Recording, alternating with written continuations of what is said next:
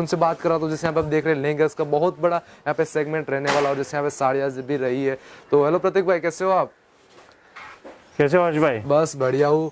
तो प्रतीक भाई, जैसे आज थोड़े कुछ अलग अलग हम क्वेश्चन पे बात करेंगे, जैसे कि बिजनेस कैसे बढ़ाना है। जैसे आज कोरोना का काल चल रहा है, लोगों के लिए सभी की डेफिनेशन चेंज हो रही है, तो बिजनेस की भी कुछ डेफिनेशन चेंज हुई होगी आपके हिसाब से? बहुत चेंज हुई है। तो सर आपके हिसाब से क्या कहना है बिजनेस के बारे में अभी फिलहाल?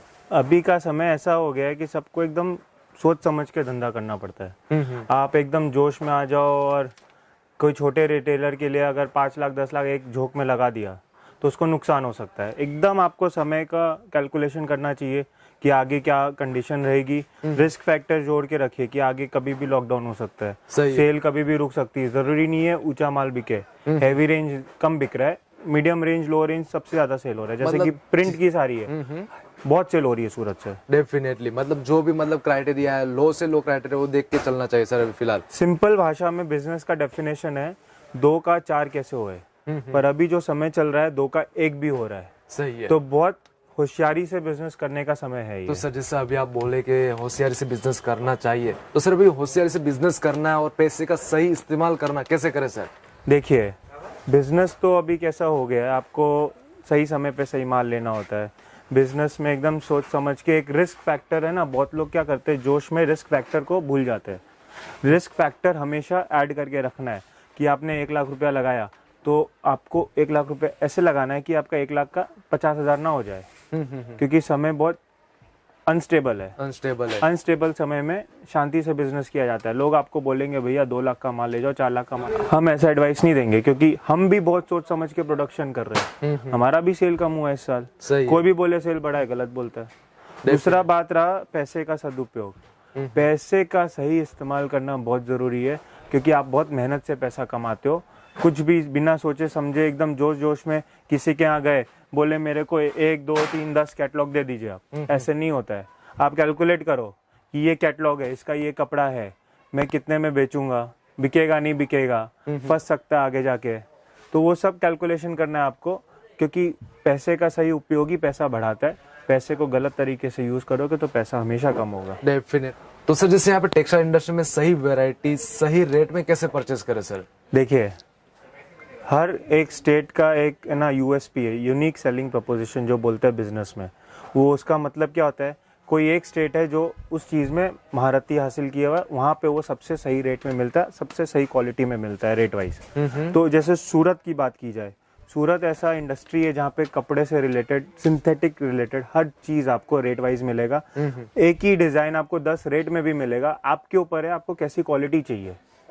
तो इसमें क्या होता है, आप अपने रिक्वायरमेंट को देखा जाता है। जैसे अगर आपको फैंसी माल चाहिए तो अच्छे घर में जाइए। अब हमारे यहाँ देखिए, हमारे यहाँ ज़्यादा क्वालिटी का माल बनता है। तो ये जैसे एक कैटलॉग है फ्रेश लुक, ये P/C मॉस शिफॉन है, ये अच्छा कपड़ा माना जाता है। पर हमारे यहाँ रेट वाइज रहता है। ये हमारे यहाँ सिर्फ 575 रुपीज़ का है। 575 का रहने वाला। ये आगे जाके आप सेल कर सकते हो 800 900 1000 1200 में भी बेच सकते हो, बेचने वाले की हिम्मत पे। सही है। अब जैसे आपको कुर्ती लेनी है, कुर्ती कहाँ से खरीदी जाती है? सूरत में मिलेगी, लेकिन सूरत में रेट सही नहीं मिलेगा और क्वालिटी भी सही नहीं मिलेगा, इसलिए हम नहीं बनाते। वो आपको अहमदाबाद से लेनी चाहिए। यानी कि जो भी उनको प्रोडक्ट चाहिए टेक्सटाइल की, मतलब उसके लिए खुद अलग से उनको एरिया भी डिसाइड हाँ डिसाइड करिए। आपको कुर्ती रखना है अहमदाबाद जाइए, साड़ी रखना है, लहंगा, अब सूरत में लहंगा बहुत अच्छा बनने लगा है तो सूरत से लीजिए। फिर आपको कॉटन का प्रोडक्ट लेना है, सूरत का पानी अच्छा नहीं है, कॉटन पे कभी भी अच्छा प्रिंट नहीं होता है, सूरत से कॉटन मत लीजिए। सही, क्या बात है। मतलब एक सर ने एक बहुत एक जेन्युइन आपको गाइडलाइंस दी कि भाई ये सब ध्यान रखनी होती है। ये मतलब एक बिजनेस की एक छोटी छोटी कड़ी से मतलब एक बिजनेस को आगे ग्रोथ कर सकते हैं। सर यहाँ पे सीजन के अनुसार परचेसिंग कैसे करते हैं सर यहाँ पे? देखिए, आइए यहीं पे है खड़े तो एक चीज दिखाता हूँ। ये है जैसे हमारा अभी पूजा आता है, ये है सितंबर के महीने में, तो कलकत्ता में बहुत हैवी सेल होती है। तो कलकत्ता के पूजा के हिसाब से अगर सपोज आपका 15 सितंबर को पूजा है तो आपको 30 अगस्त तक परचेजिंग खत्म करनी होती है ताकि वो 15 दिन में सेल कर सको। 30 अगस्त के बाद माल नहीं लेने का, 30 अगस्त के पहले लेने का, ताकि आपको टाइम से डिलीवरी आ जाए। अगर आप आओगे, बोलोगे 15 सितंबर को पूजा है, आप 10 सितंबर को परचेज करोगे तो आपको पार्सल मिलते मिलते 20 सितंबर हो जाएगा, तो काम क्या आएगा? तो हमेशा 1 महीना एडवांस में चलना पड़ता है। हाँ, लागत एक बार फंसती है, लेकिन सही समय पे आपके पास दुकान में कपड़ा होगा तो जल्दी सेल होगा। बाद में आप खरीदोगे, आप सोचोगे बाद में लूंगा, पैसे बचेगा, 15-20 दिन का बचा होगा, वो लॉस होता है, क्योंकि आपने लेट खरीदा तो दुकान में माल लेट आया, वो आपके यहाँ 2 महीने तक माल पड़ा रहेगा। डेफिनेटली, मतलब पूर्व तैयारी एक जोर शोर से करनी पड़ती है। अब जैसे ये देखिए, ये हमने पूजा की तैयारी की थी, हमारे यहाँ कलकत्ता का हैवी सेल है, तो ये बॉक्स देखिए, हम स्पेशल पूजा के लिए बॉक्स बनाते हैं। राइट, ये कलकत्ता बॉक्स बनती है, कोलकाता के लिए स्पेशल बनाया गया बॉक्स, मतलब कोलकाता को देख के। Right sir. तो और हर रेंज का माल रखने का। तो सर कई बार देखते हैं जैसे बिजनेस में कुछ ऐसी वैरायटी होती है जिसमें लॉस होता है, कुछ ऐसी वैरायटी होती है जिसमें प्रॉफिट होता है, तो इन दोनों को मैनेज कैसे करें सर? देखिए, हमें भी लॉस होता है। अब सबसे पहले ये देख लीजिए, ये यही नंबर के बारे में बताता हूँ। ये हमारा लॉस मेकिंग नंबर है। हम दुकान में पूरे साल बनाते, कभी किसी को मना नहीं करते देने से। क्यों?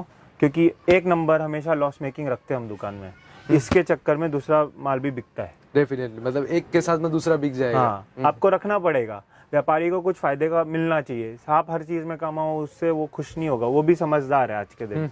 20 साल पहले तक ये व्यापारी समझदार नहीं था, बेचने वाला समझदार था। अब व्यापारी ज्यादा समझदार है, सब समझ जाता है कहाँ लॉस हो रहा है, कहाँ से प्रॉफिट हो रहा है। सही बात है, डेफिनेटली। और बात की थी कोई माल लॉस में, कोई माल प्रॉफिट में, उसमें क्या करना होता है, जैसे आपका 10 नंबर लिए, 8 नंबर बिक गया, 2 नंबर नहीं बिक रहा है, उसमें आप प्रॉफिट कम करिए। आप जितना जल्दी माल निकालेंगे दुकान से, उतना जल्दी आपका पैसा छूटेगा, वापस आप नया चीज खरीदोगे और नया आइटम आएगा, नया सेल करोगे। और सर जैसे अभी यहाँ पे 5th सवाल ये भी आता है कि भाई अपने सेल को इंक्रीमेंट कैसे करें। आप भी मतलब यहाँ पे जेएमएस स्टूडियो में आप हो, तो आप भी अपनी सेल बढ़ाने के लिए कुछ ना कुछ करते रहते होंगे। आपका मतलब कुछ गाइडलाइंस देंगे भाई अपने व्यूअर्स को, भाई वो अपना सेल कैसे बढ़ाए? आपने ये एकदम सही सवाल पूछा। इसमें देखिए 3-4 चीजें होती है जो ध्यान रखनी चाहिए। सबसे पहली चीज, सही समय पे माल आपके दुकान में होनी चाहिए। सीजन के पहले स्टॉक नहीं रहेगा तो कस्टमर को लॉस होगा, क्योंकि आपके पास कस्टमर आया, उसको आपके पास नहीं मिला वो प्रोडक्ट, तो वो दूसरे के पास चला जाएगा, कॉम्पिटिटर के पास चला जाएगा। उसमें आपका भी लॉस है और कस्टमर का भी लॉस है, क्योंकि नए से लेगा, उसको कॉन्फिडेंस है नहीं, आपसे ले रहा था, कॉन्फिडेंस था, नेक्स्ट टाइम कभी ना आए। इसलिए स्टॉक हमेशा दुकान में रहना चाहिए, सही समय पे सही स्टॉक। सेकेंड, इसमें आपका प्राइसिंग बहुत बड़ा फैक्टर है। आप गलत प्राइस लोगे कस्टमर से, आज के दिन ऑनलाइन सब कुछ है, सब जगह रेट मिलाता है कस्टमर पे, तुरंत माल नहीं लेता है। तो सही रेट पे सही प्रोडक्ट दीजिए। गलत रेट पे गलत प्रोडक्ट दोगे तो आज ले लेगा, आज आपने उसको बेवकूफ बना दिया, दूसरी बार आएगा नहीं आएगा। आपको रेगुलर आएगा तब आपको फायदा है। और तीसरा पॉइंट, पैकिंग बहुत अच्छा रखिए प्रोडक्ट का। अब हमारा देखिए प्रिंट का पैकिंग है, मतलब प्रिंट का भी इतना ये अच्छा खासा पैकिंग है। जैसे आप देख ये एक बॉक्स देखिए, ये जय माता दी का पैकिंग किया है। राइट, सभी अलग अलग कलर में ऐसे कैटलॉग रखते हैं आगे। पार्सल में निकला, उसको पता है ये बैग में पूरा मंचली बहु आएगा। मतलब उनको बाहर से दिख जाएगा भाई, उसके लिए इजी है। अब यहाँ पे अब जैसे लहंगा का पैकिंग हो गया, ये देखिए, ये पाउच पैकिंग करते हैं। पाउच पैकिंग से क्वालिटी हो जाती है। राइट, एक मतलब सही से एक मतलब पूरा सिक्योर हो जाता है लहंगा, और प्लस लगता भी एक फैंसी है। और प्रोडक्ट भी ऑफिस में आप रखे ना, तो हमेशा ऐसे इज्जत से रखिए। अब देखिए, एक डिजाइन का सब माल एक साथ रखा है, आप गंदे तरीके से रखोगे, माल का इज्जत भी डाउन होगा। आप माल की इज्जत करोगे तो ही माल आपकी इज्जत करेगा। जहाँ आपने इसकी इज्जत छोड़ी, आपका धंधा गया। और सर अभी यहाँ पे एक बहुत एक जरूरी सवाल कि अभी कोरोना काल में मतलब कम पूंजी में कैसे अपनी इनकम ज्यादा बढ़ाए? देखिए, अभी हम भी यही कर रहे हैं। हम लोग प्रॉफिट अपना बहुत कम कर दिए, हमको रोटेशन करना है। और सबसे पहली बात, कस्टमर को अभी एक्सपेंसिव प्रोडक्ट नहीं रखना चाहिए, मीडियम रेंज का रखिए।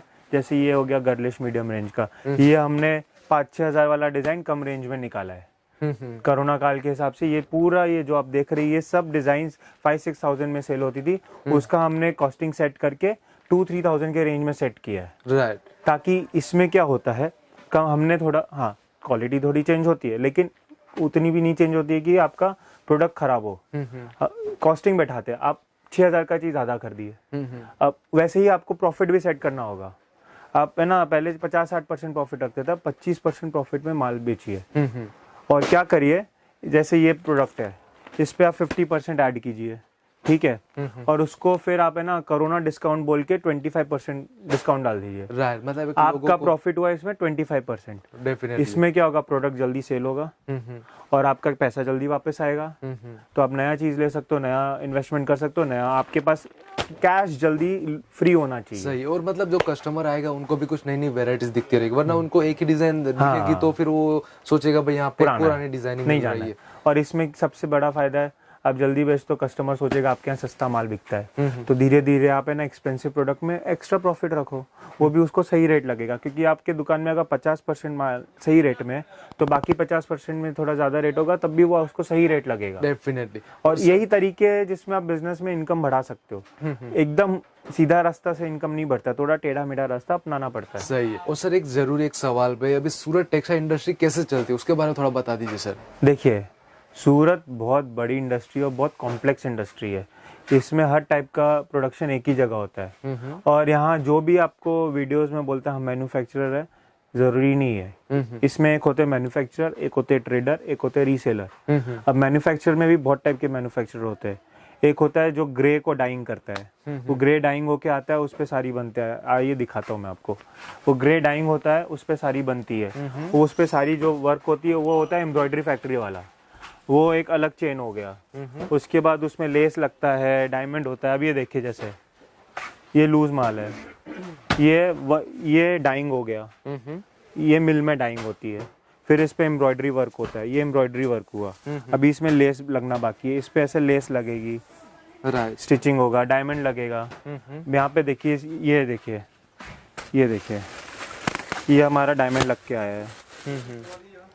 ये अलग हुआ। कोई भी सूरत में एक जगह ये काम नहीं कर सकता क्योंकि बहुत बड़ा चेन है। अब ये जैसे डाइंग का कटिंग होता है, ये रेडी पूरा पूरा ताके डाइंग कटिंग हुआ, माल हुई, हुआ है, मतलब ये इसके कटिंग हुई ताके की। मतलब एक ही कपड़े पे कई सारी प्रोसेस 100 मीटर का ताकत है, वो डाइंग हुआ, फिर कटिंग हुआ, फिर वर्क हुआ, डायमंड लगा, लेस लगा।